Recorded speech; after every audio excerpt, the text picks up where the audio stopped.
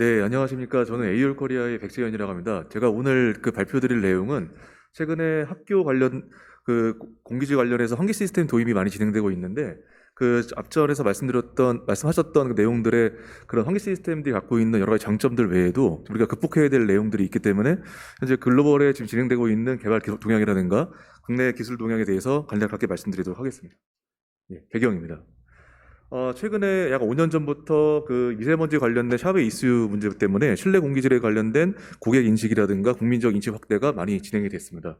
아시다시피 이제 우리가 2006년에 이제 다중 이용 시설 중에 아파트에 고효율 에너지 기자재 인증 보급에 같은 촉진에 관한 법률에 의해서 100세대 이상인가요? 그때 환기 시스템이 의무적으로 설치되는 이제 법령이 진행되고 온 이후에 2019년에 들어서 이제 신축 공동주택 등의 기경의 설비지 기준이 100세대에서 30세대로 이제 낮춰지면서 거의 모든 건물에 환기 시스템이 현재 설치가 되는 법령이 시행되고 있습니다. 그리고 이제 미세먼지에 관련된 이슈 사항으로 국민적 불안이 높아지다 보니까 외기의 미세먼지 농도가 높을 때는 집에서도 창문을 열어서 미세먼지가 실내로 유입되는 쪽에 공포감이 있어서 실질적으로 환기를 하는 쪽으로 실내가 많이 줄어들고 있는 상황까지 보고가 되고 있는 상황입니다. 현재 학교에 저희도 조사를 해보면 기계환기 설비가 전국 학기 보급률이 아까 권기현이 이 박사님께서 말씀하셨지만은 굉장히 낮은 상황이고요. 아마 금년에 제가 알기로는 경기도 교육청이 시행을 가장 먼저 해서 경기도 학교 내에 환기 시스템이 현재 이번 겨울방학과 앞으로 이제 다가올 여름방학에 설치가 되고 있는 것으로 이제 파악이 되고 있습니다. 그리고 3년 전에 공기청정기의 보급이 됐었고 이제 계약이 종료가 됨에 따라서 공기청정기가 다시 환기 시스템으로 많이 좀 변화되고 있지만 아직까지 공기청정기가 현재 학교의 실내 공기질에 관리하는 시스템으로 현재 아직은 주력을 가지고 있습니다. 우선 시장 규모를 말씀을 드리면 이번에 저희가 조달 정보 개발 토탈 자료를 이용해서 각 우리나라 전국에 현재 환기 시스템 관련된 구매 규모를 조사를 해봤는데 전체적으로 총 한 300억 정도 예산이 현재 되어 있고요. 최근에 이제 경기도 교육청에서 이거를 전면적으로 대폭 예산을 집행하면서 현재 경기도에 약 1,000억 정도의 예산이 형성이 됐고 그 이후에 아마 이 경기도 바탕으로 이제 서울시라든가 전국 광역시도에서도 이거 집행을 한다 그러면 시장은 약 한 2,000억 정도 형성이 될 거라고 현재 예상을 하고 있습니다. 우선 실내 공기질 관리법에 의해서 학교 보건법 시행 규칙을 보게 되면 미세먼지의 농도라든가 관리법에 규정이 되어 있고요. 근데 그보다 사실 더 중요한 것은 아래쪽에 나와 있는 여러 가지 TVOC라고 알려져 있는 휘발성 유기 화합물에 대한 관리품들입니다. 저도 전에 전 직장에서 공기청정기 개발을 진행을 해본 적이 있었는데 실제로 공기청정기의 여러 가지 기능 중에서 하나 보게 되면 이제 집진을 하는 이제 주요 기능이 많이 있죠. 근데 최근에 이제 코로나 바이러스에 인해서 각 주요 제조사들이 집진 기능 외에도 이제 어떤 UV 기능을 적용한다든가 아니면 라디칼을 발생시키는 이오나이저를 적용시켜서 바이러스에 대한 케어도 현재 진행하고 있는 걸로 알고 있습니다. 그런데 실질적으로 우리가 중요하다 생각한 부분은 이제 TVOC 쪽인데 이 TVOC를 제거하는 기술 중에 라디칼을 발생시켜서 제거하는 기술도 있지만 실질적으로 이 TVOC를 굉장히 나이스하게 제거할 수 있는 기술들은 저는 개인적으로 환기 시스템이라고 보고 있습니다. 현재 실내 공기질 현황을 또 조사를 해보면 저희가 논문 발췌를 한 것입니다. 2019년에 학교 교실 외 실내 공기질 실태에 관한 연구를 학위 논문을 쓰신 분이 있어서 제가 약간 논문 인용을 했습니다.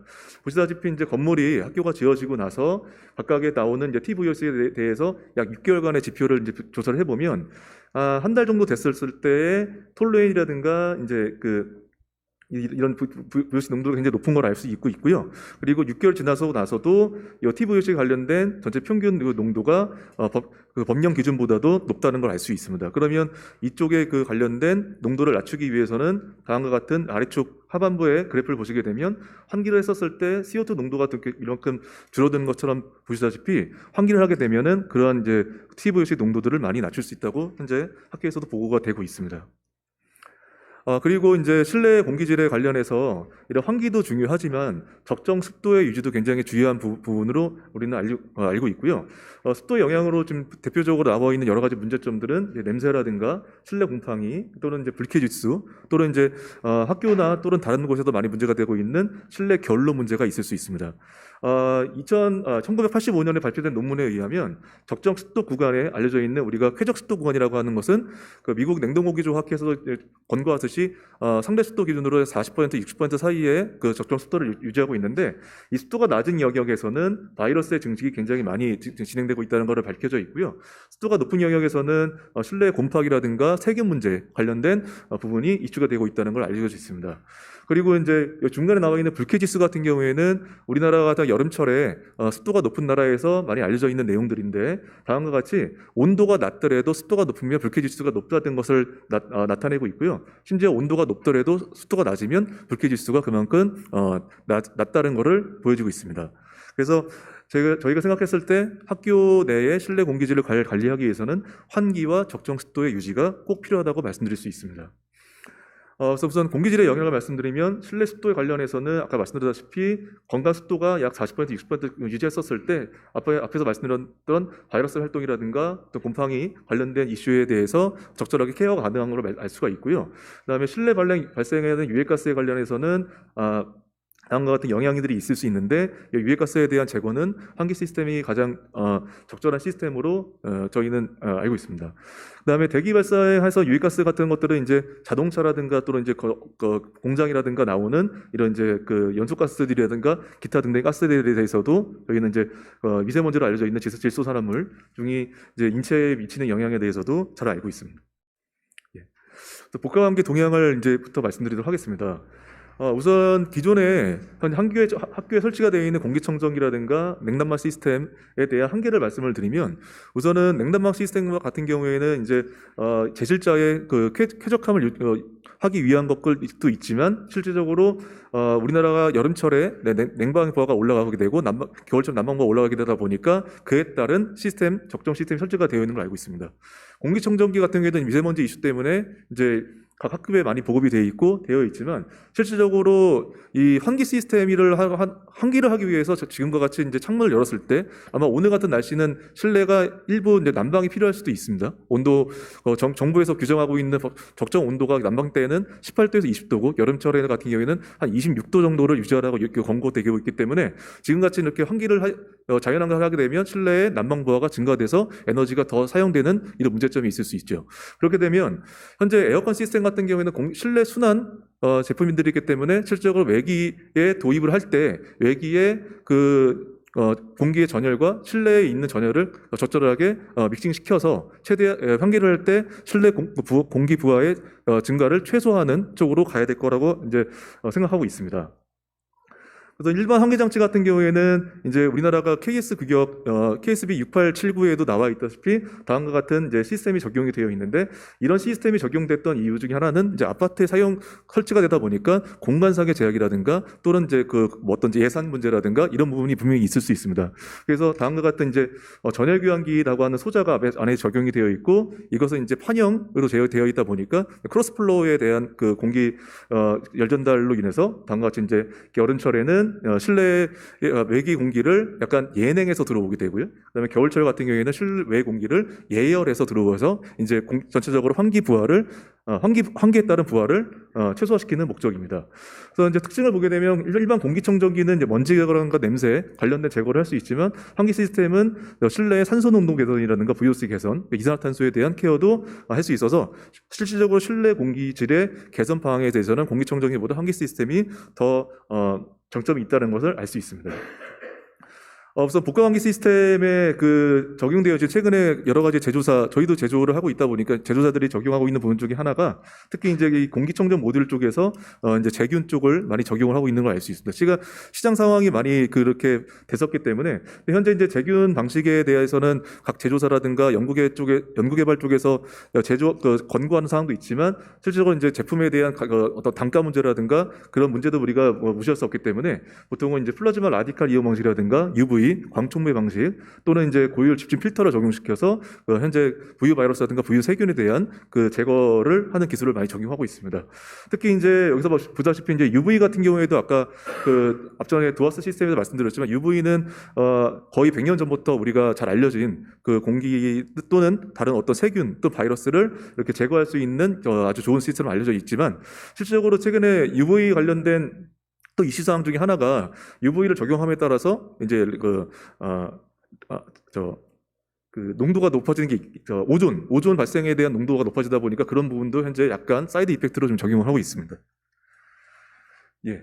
그리고 이제 앞전에서 말씀드렸던 도화 시스템, 현재 미국이라든가 일본에서도 이제 개발이 많이 되고 있지만 실질적으로 이제 이 압축 시스템이 실제 요 전열교환기 내에 적용이 돼서 앞서 말씀드렸던 환기 시에 실내 냉방을 한다 했을 때 환기 시에 실내 냉방부하가 올라가는 쪽에 대해서는 그 냉방부하만큼을 케어할 수 있는 압축기를 적용시켜서 그 매기 공기가 들어올 때 그 현열과 잠열을 처리하는 쪽으로 현재 개발이 많이 되고 있습니다. 다시 말하면 주 냉방과 주 난방은 시스템 에어컨의 히트펌프나 아니면 증발기의 용량에서 처리하게 돼 있지만 환기할 때 그 환기 양이 부하에 따른 증가에 대해서는 이 환기 시스템의 일부 압축기, 그러니까 소형 압축기가 적용돼서 그쪽에 그 에너지를 처리하는 쪽으로 하게 된다면 아마 그 시스템 에어컨이 더 그 뭐 고속 회전을 했을 때 들은 에너지 그 손실량에 대해 에너지 더 증가량에 대해서도 케어가 가능하다는 것을 저희 말씀드릴 수가 있습니다.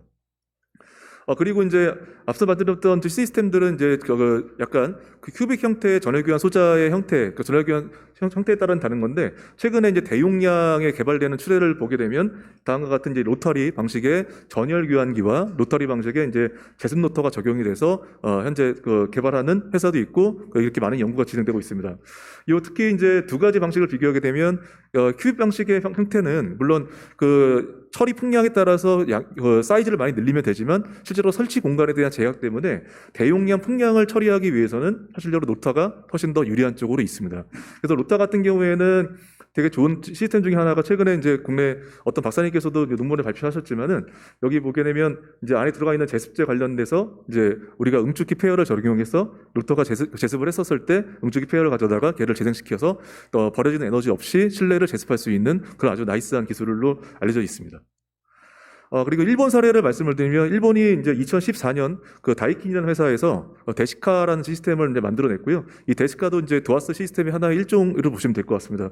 데시카 시스템은 앞서 말씀드렸던 그 제습 로터에 들어가 있는 제습제가 실질적으로 열교환기, 응축기와 증발기에 이렇게 코팅이 돼서 이 응축기와 증발기는 각각의 그 밸브에 의해서 교번 운전을 하게 됩니다. 그래서 실내 공기를 증발기에서 현열보라 처리하게 되고 그 열교환기 코팅되어진 제습제에서 실내 그 잠열을 처리하는 쪽에 사용을 하고요. 그다음에 응축기가 이제 그 잠열이 그 제습제가 처리한 잠열을 이렇게 배출시키는 시스템이 되어 있다 보니까 현재 알려져 있는 시스템 에어컨하고 동일 표준 조건에서 평가했었을 때 일본의 이제 데시카 시스템이 효율이 약간 더 높다는 쪽으로 많이 알려져 있다 보니까 최근에 국내 대기업 제조사들이라든가 뭐 미국의 뭐 캐리어라든가 이런 쪽으로 연구가 되고 있는 것을 이제 파악을 하고 있습니다.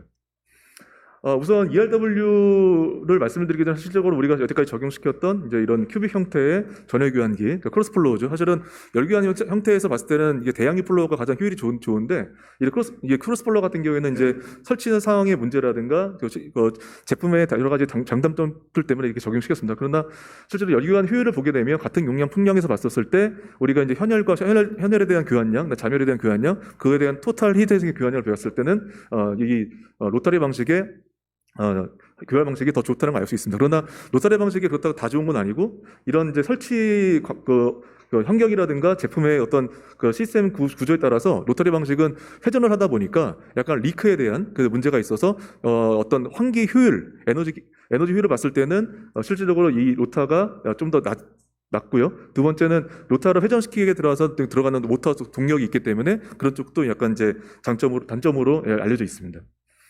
예.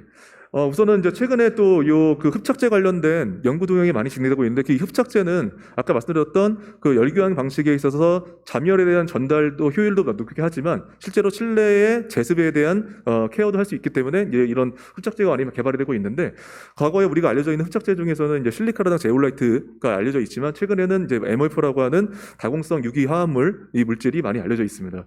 그래서 이제 국내 연구소라든가 대학에서도 이 MOF에 관한 연구는 아주 많이 진행되고 있고요. 이 MOF는 단순하게 제습만 할 수 있는 게 아니고 아까 말씀드렸던 뭐 TVOC라든가 그런 휘발성 유기 화합물에 대한 제거에서도 아주 탁월하게 사용할 수가 있습니다.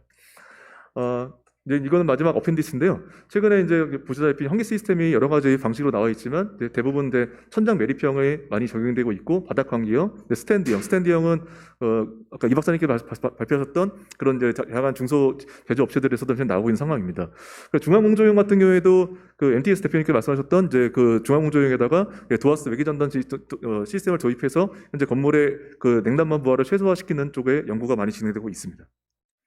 예. 저희 회사에서도 현재 이제 간단히 말씀드리면 이런 복강환기 시스템이 현재 개발이 완료가 돼서 제가 작년에 이 제품에 대해서는 이제 산자부로부터 국가 혁신 제품 등록을 인정받으면서 저희도 활발한 영업을 활동하고 있고요. 앞으로도 이제 좋은 제품이 시장돼서 나갈 수 있도록 최대한의 연구 개발을 많이 할 계획입니다. 네, 발표는 여기까지입니다. 감사합니다.